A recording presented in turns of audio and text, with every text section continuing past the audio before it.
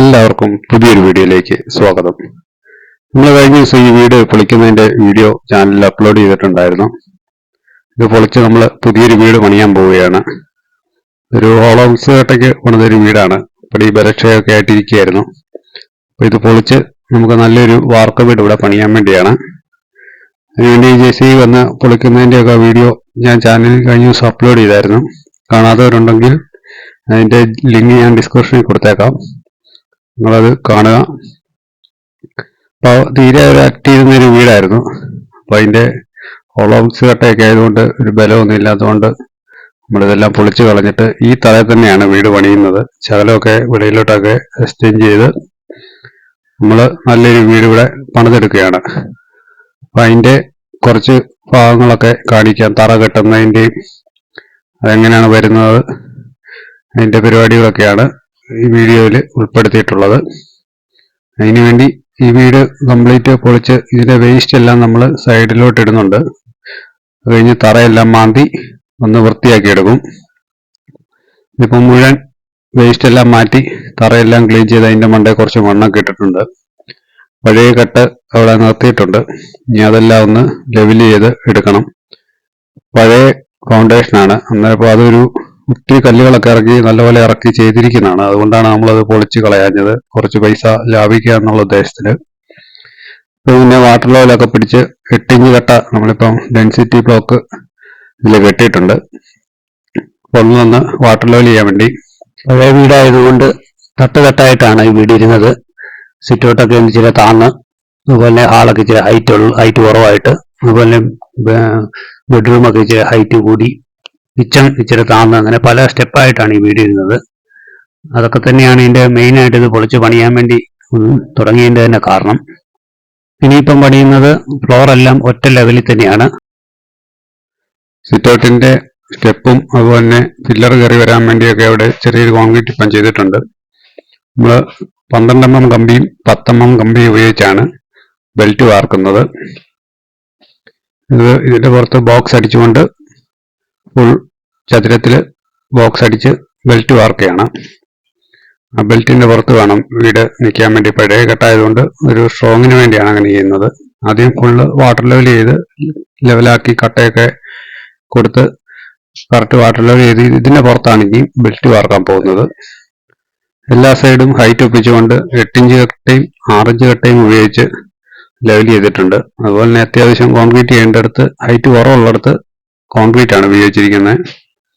പിന്നെ കുറച്ച് കല്ലൊക്കെ ഉപയോഗിച്ച് ബാത്റൂമിൻ്റെ അവിടെയൊക്കെ ഹൈറ്റ് ലെവൽ ചെയ്തിട്ടുണ്ട്, ഫുള്ളൊന്ന് വാട്ടർ ലെവലാക്കി കിട്ടാൻ വേണ്ടി. അപ്പോൾ ഇങ്ങനെ ചെയ്തുകൊണ്ട് കുറച്ച് പൈസ നമുക്ക് ലാഭിക്കാൻ പറ്റും. പഴയ തറ ഇതിൻ്റെ അടിയിലുണ്ട്, അപ്പം അതിൻ്റെ പുറത്ത് തന്നെയാണ് ഇത് ചെയ്തിരിക്കുന്നത്. അതുപോലെ തന്നെ സൈഡൊക്കെ ആണെങ്കിലും കല്ല് പോയതൊക്കെ ഇച്ചിരി കൂടെയൊക്കെ ഒന്ന് കല്ല് സൈഡിലൊക്കെ വെച്ച് ചരടടിച്ച് ലെവൽ ചെയ്ത് എടുത്തിട്ടൊക്കെയാണ്. ഇതിന്റെ പുറത്ത് വേണം ഇനി ബോക്സ് അടിച്ച് ബെൽറ്റ് വാർക്കാൻ. അതുപോലെ തന്നെ സിറ്റ് ഔട്ടിന്റെ പില്ലർ ഈ സൈഡിൽ നിന്ന് പൊങ്ങി വരുന്നുണ്ട്. അടിയിലൊരു ബെഡൊക്കെ കൊടുത്ത് പില്ലർ കയറി വരുന്നത്. ഇതിന്റെ ഹാളും ബെഡ്റൂമും ഒക്കെയാണ് ഈ ഭാഗങ്ങള്. ഇത് ഫുള്ള് ബെൽറ്റ് വാർത്തിട്ടുള്ള വീഡിയോ കാണിക്കാം.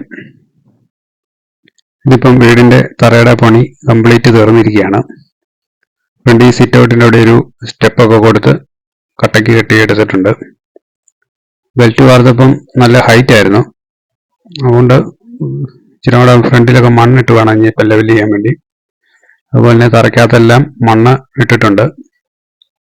ഇപ്പോൾ ഒരു വേനൽ സമയമായതുകൊണ്ട് നല്ലപോലെ വെള്ളം ഒഴിച്ച് ഇത് മണ്ണ് താഴോട്ട് നല്ലപോലെ ഇരുത്തണം.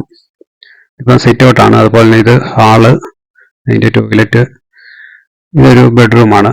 ബെഡ്റൂം അറ്റാച്ച്ഡ് ബാത്റൂമാണ്. പിന്നെ ഈ ഹാളിൽ നിന്ന് തന്നെ ഇടത് സൈഡിലോട്ടൊരു ചെറിയൊരു വാഷ് കൗണ്ടറും ഉണ്ട്. ഭാവിയിൽ നമുക്ക് അവിടെ നിന്ന് ഒരു സ്റ്റെയർ പണിത് വീടിൻ്റെ മണ്ടയിൽ പണിയാവുന്ന രീതിയിലാണ് അവിടെ സെറ്റ് ചെയ്തിരിക്കുന്നത്. അതുപോലെ തന്നെ അപ്പുറം ഒരു ബെഡ്റൂം, അതിൻ്റെ ടോയ്ലറ്റ്, ഈ സൈഡിൽ കിച്ചണ്.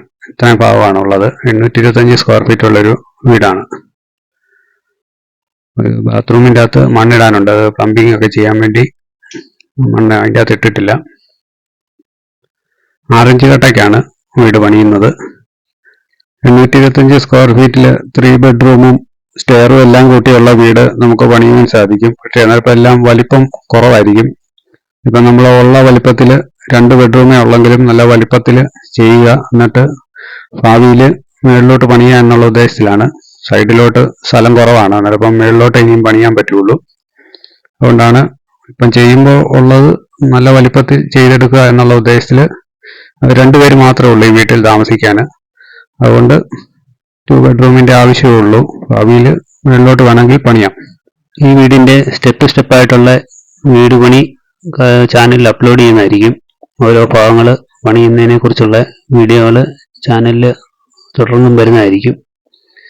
നിങ്ങൾക്ക് ഈ വീഡിയോ ഇഷ്ടമായെന്നുണ്ടെങ്കിൽ ലൈക്ക് ചെയ്യുക, കമൻറ്റ് ചെയ്യുക. അതുപോലെ തന്നെ നിങ്ങളുടെ സുഹൃത്തുക്കൾക്കും ഈ വീഡിയോ ഷെയർ ചെയ്ത് കൊടുക്കുക. വീണ്ടും നല്ലൊരു വീഡിയോ ആയിട്ട് വീണ്ടും വരുന്നതുവരേക്കും ബൈ.